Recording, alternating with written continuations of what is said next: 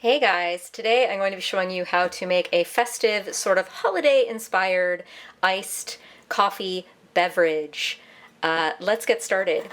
So I have a Pyrex measuring cup here. I find it's just easiest to measure everything in here. It's heat safe, which is important for what we're going to be doing.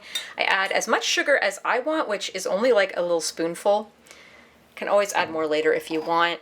Because I happen to have some cinnamon sugar left over from when I made snickerdoodles, I'm going to put a little dash in there for the cinnamon and, you know, holiday flavors. To get coffee in here, I'm using this espresso powder, instant espresso powder. Again, about a spoonful. You know what? I'm going to add a double spoon. And then cocoa powder. Cocoa powder in my book is one of those ingredients it's really worth splurging and getting the brand name version of, and the brand name should not be Hershey's. That stuff tastes like bile. Anyway, just a little bit. Like, I don't put as much chocolate as I do coffee because I want this to taste a little more coffee than chocolate. And then I am going to heat some water on the stove in a kettle, bring it to a boil. And while that's happening, I'm going to add a little tiny pinch of salt. It's a nice little hack, adding a little pinch of salt to your beverages. It brings up the flavor, especially something like a cocoa or a coffee or something like this. It really brings out the flavors. So while the water's coming to the boil, I'm going to explain why I'm showing you guys how to make this. So as of the recording of this video, which is November 18th, 2025, Starbucks workers are on strike, like all over. And I fully support this strike. I support any strike of any workers, really. You should always support that because their efforts will improve your life as well as their life. So don't cross the picket line. Do not go to Starbucks.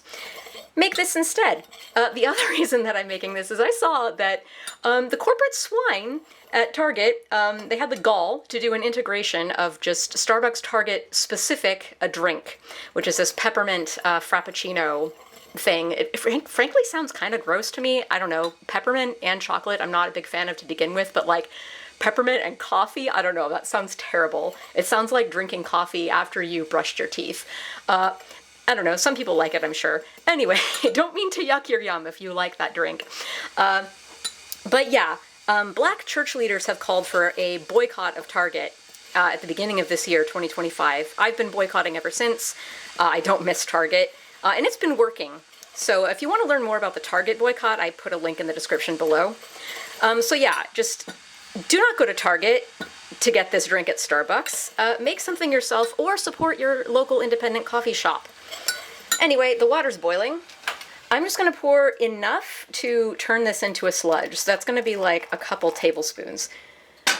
Now, if you're not an avid tea drinker and you don't have, you know, a kettle on the stove or an electric kettle that you can boil water in on the side, no worries. Just put in regular water and then microwave this in like 15-second increments and stir it, and you'll get similar results. You have to use hot water, in my opinion, because coffee as well, the instant coffee, but cocoa powder does not like to dissolve in room temperature or cold water. But see, it dissolves pretty nicely in the hot water. So for optimal results, I like, if I'm doing an iced coffee, which I am, for optimal results, I like to let this sit until it cools to room temperature before I do my next steps. I don't know if I'm going to wait that long, but we'll come back in a minute. My girls have been very intently watching this process. They love watching me cook. Hi! Anyway... Well, I put the mocha base in the fridge to chill out, and while it is chilling out, I'm going to make the whipped cream topping. So if you're a normal person, you would of course just buy canned whipped cream and then squirt your whipped cream on top of your drink afterwards. And the whipped cream is totally optional as well. You don't have to put it on. It's just a nice touch. But I am not a normal person. I make my whipped cream from scratch. So heavy cream in a bowl. I did not measure this. It's probably about 1/2 to 3/4 cup. And then I like to add a little bit of powdered sugar, if for no other reason, to stabilize it a little bit. It's just like, a tablespoon or so of powdered sugar. The extra sweetness is kind of nice sometimes too. And to make this holiday full, you can spike your whipped cream with anything. Like, usually I'll just put vanilla extract in here, but I'm going to put some Baileys. Baileys is a great way to make whipped cream more festive. I mean, Baileys itself is cream infused with whiskey or whatever. So yeah, it works super well to infuse your whipped cream with it, and it gives it a really nice note. Add a little tiny wee pinch of salt to the whipped cream as well, and whip. Start on low so that you don't have bits of cream flying everywhere. Don't ask me how I found out.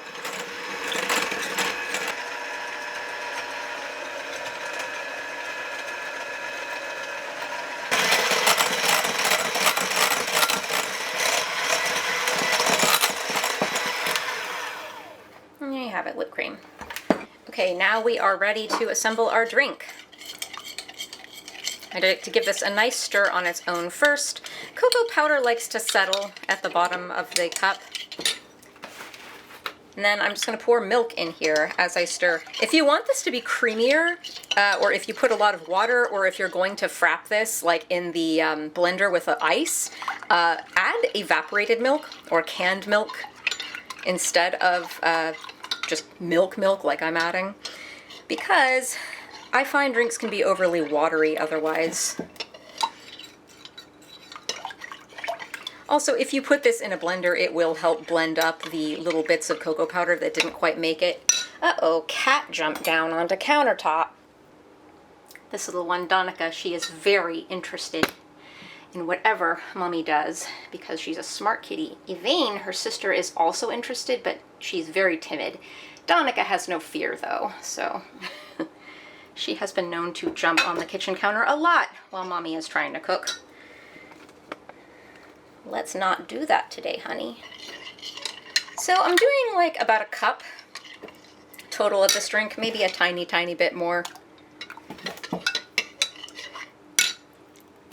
It's not going to fill up my glass very well and look very pretty in the thumbnail. Oh well. Okay, now this is where if you're gross, you can add peppermint extract, like the drink that Target is integrating with Starbucks did, but I'm not gross. I don't really like chocolate and mint together, honestly. So I'm going to add instead hazelnut extract. Ta-da! Vanilla extract, or dessert MSG as Future Canoe calls it, is also a great option. Add any extract you like, any flavors you like. You can spike it with any booze that you'd like too. Now I have my little repurposed jar that I washed out. This used to contain pickles or something. And see, this is why I like mixing the whole thing in this Pyrex thing. You just pour it straight into whatever vessel you want to serve it out of. Oh yeah, that is not coming up very high at all. Oh well. Let's be inefficient and dirty up extra dishes and put it in this smaller glass so it will look nice in the thumbnail. YouTube cooking, guys. So we have our little iced beverage. I'm going to add a single ice cube just to help it be that much colder. Even though the weather is cold, I do still really like ice mochas. And I guess if you know, in the context of you get this while you're out shopping in stores that are heated way too hot. Why do stores do this? Why do they overheat in the wintertime? It's dumb. You come from outside in your coat and then you're shopping in this really, really hot store and it makes you want to leave that much faster. They should not overheat their stores. Anyway, there's your drink. Now, I usually just drink it like this. I'm not extra. And I guess if I were really extra, I could fill a piping bag to pipe this whipped cream on, but I don't feel like cleaning a whipped cream piping bag as well as cleaning an extra jar that I dirtied. So I'm just going to dollop it. I think that looks appetizing. And now we're going to make it even more festive with some grated nutmeg. And because it's in the original holiday drink, just as a nod, you know, I'm going to add, and I happen to have these, they're very old, but they're fine, red sprinkles. Ooh, that looks festive. What do you think? Ooh, it's okay. You can't have the whipped cream anyway. All right, and I don't have a straw. I just realized ideally I would be drinking this with a straw, but I'm just going to go in with my grubby little mouth. Oh, that is very delightful. The lack of peppermint extract in particular is stellar. Anyway, this is how I like to make iced mochas at home. Saves a lot of money, and I'm not crossing picket lines, but totally, absolutely support your local coffee houses and support other stores that are not Target. Ross is a great alternative to Target overall, and I don't know, just find other alternatives, find local stores, and you'll be surprised how easily you can replace Target. Bye-bye. You girls say bye too? And you say bye? Bye!